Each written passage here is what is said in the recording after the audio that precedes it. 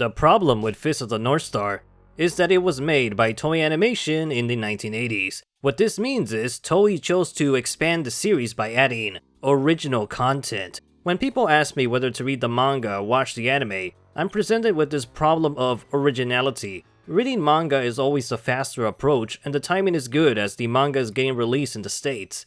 I want to recommend the anime. Unfortunately, you need a cheat sheet to bypass the filler material. Admittedly, it's not as pandering as modern filler, but it really slows down the pace. Here's a cheat sheet on screen, and I'll likely post this in the description or via a pinned comment.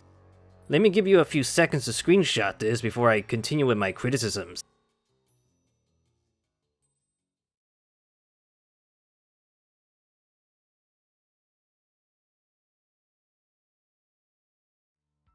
Despite being my favorite anime, the very first arc is plagued with a mixed reception. At least I feel mixed about it.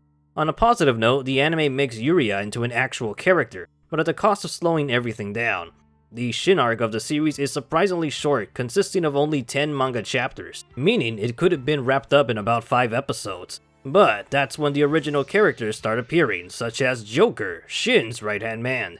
But then, it's a mix of canon material with the occasional original episode. The double-edged sword here is the filler has some of the series' most iconic moments, such as Kenshiro versus a tank, Kenshiro versus zombies. Kenshiro makes 2 guys hug each other to death. But the drawback is the morbid tone of the manga is swapped for B-movie humor.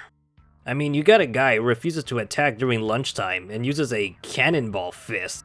Then the guy who's making mind-controlled zombies looks like this. And don't forget such good OC villains like Mao Dante, or how about this flamethrower guy and Patra and all these others. I actually like these episodes because it establishes the state of slavery and how the civilians are being oppressed, but I also appreciate how the stakes feel greater when Kenshiro battles wave after wave of Shin's armies. I also appreciate the original sections of Shin and Yuria, makes the dynamic much better than the manga. But then, the show feels repetitive, there's no middle ground here. It's either you like it or you don't. It's hard to sell Fist of the North Star as one of the best shonen anime ever when there's stuff like this. This first arc is one of the best of the series, being even more tragic than Phantom Blood. It's also shocking why this arc wasn't made as part of the Legends of the True Savior features. The good news is, once you pass episode, it's almost smooth sailing in the sea of canon. Now, you can see the really good stuff. However, filler strikes again during the 5 Chariots arc, which further delays the tension of Kenshiro vs Raoh in the race to meeting the last Nanto general.